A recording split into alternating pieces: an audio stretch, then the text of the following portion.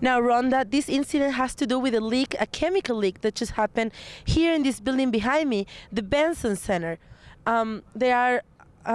Shortly after this afternoon, around 200 students had to be evacuated by the police because of the danger. Now, investigators say this has to do with toxic fumes coming up from an unknown source, but I talked with one of the hospital spokesperson, and he told me that the people there are having symptoms of vomiting, coughing, respiratory problems, and also high fever. Now, as you can see, reporters and other onlookers, we are 300 feet away from the building just for precaution. And also the police is cordoning and evacuating the Iron Center and the buildings around this.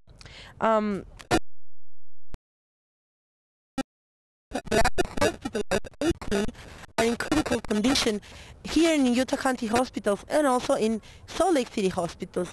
Federal investigators just arrived at the scene, and I talked with BYU authorities, and they told me they don't know how long this investigation is going to take, and they don't know how long these buildings are going to be closed. So, Rhonda, back to you. Rhonda, I'm standing in front of the Ezra Taft Benson Science Building here on BYU campus, where a few moments ago hazmat officials reported a toxic leak of what hazmat investigators are saying could possibly be ricin, a very hazardous chemical. If you'll look over here, the Eyring Science Center, which is right next to the Benson Building, has been evacuated along with nearby Nichols Building, just as a precaution to make sure that everyone who's in the vicinity of the leak can get out safely and unaffected. If you also look over here to my left, next to the JSB, there's a triage being set up so that medical officials are on hand to help those injured. Now, police are saying that those injured include 23 people. 18 of them have been listed as critical and have been flown. 10 of them have been flown to nearby Salt Lake hospitals. The rest of them are in Utah County hospitals. They include 23 students and 2 professors. So very serious incident here on BYU campus. As soon as we learn more about the incident, we'll let you know. Rhonda? Rhonda, that serious incident was a chemical leak at the building right behind me, the Ezra Taft Benson Building, where federal investigators have just arrived on the scene to help determine the cause. Now, this gas leak has left 18 in critical condition, and 10 of those in critical condition have been life-flighted to Salt Lake hospitals. And a triage has been set up right over here where those who are experiencing the symptoms, such as high fever, coughing, vomiting, and respiratory distress, should go to there if they are feeling those symptoms. And the Associated Press says that investigators are pointing to ricin as a potential source. Police have also evacuated the Eyring Science Building and the Nichols buildings, which are also to the side of me, and we will keep you updated on the condition of those in the hospital, as well as when those evacuated buildings will be ready for use. Rhonda? Rhonda, federal investigators have told me that there has been a leak here at the Benson Science Building just behind me.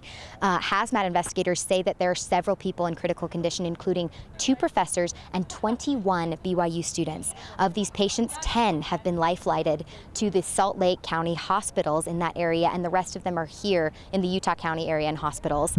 Hospital officials say that some of the symptoms they are seeing are respiratory distress, vomiting, and other issues that they're seeing in these patients. And our crews and other onlookers are being kept 300 feet away from the building, as you can see, and only first responders are allowed to penetrate this perimeter.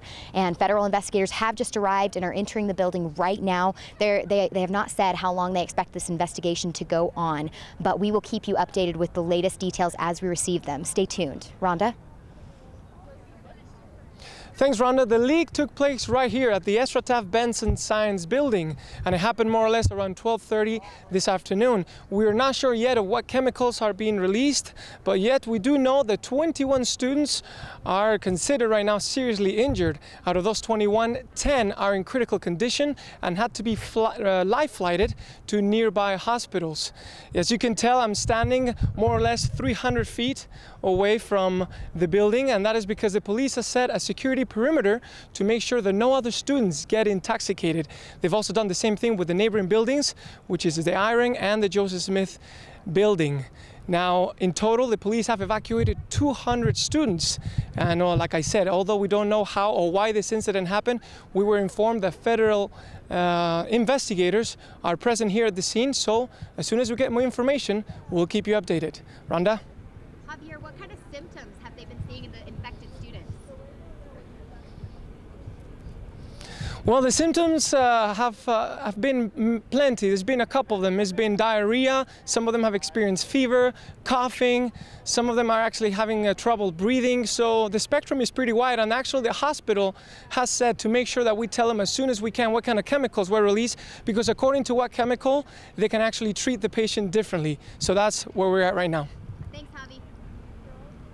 Rhonda, behind me is the Ezra Taft Benson Building here on BYU's campus, where hazmat investigators say 23 students and faculty are in serious condition because of a chemical leak. 18 of those students are in critical condition, and some have been life-flighted out to Salt Lake County hospitals, and the others are here in Utah County. Now, the university investigators say that about 35 other students are being treated for minor injuries, and the hospital spokesman told me that about all of the faculty and students that are being treated there are suffering from respiratory illness and from vomiting and a high fever and coughing. Now, at the first sign of a chemical leak at about 12:30 this afternoon, students and faculty were evacuated from the building by the university police, and those who are evacuated are being cordoned off, as you can see, around the building. Now, both buildings on either side of the Ezra Taft Benson Building are being evacuated as well at this point. Federal investigators have made it to the scene, but there has been no indication of exactly how long their investigation will take. Now, if you stay tuned to our newscast, I will be here giving you information for the rest of the day. Rhonda?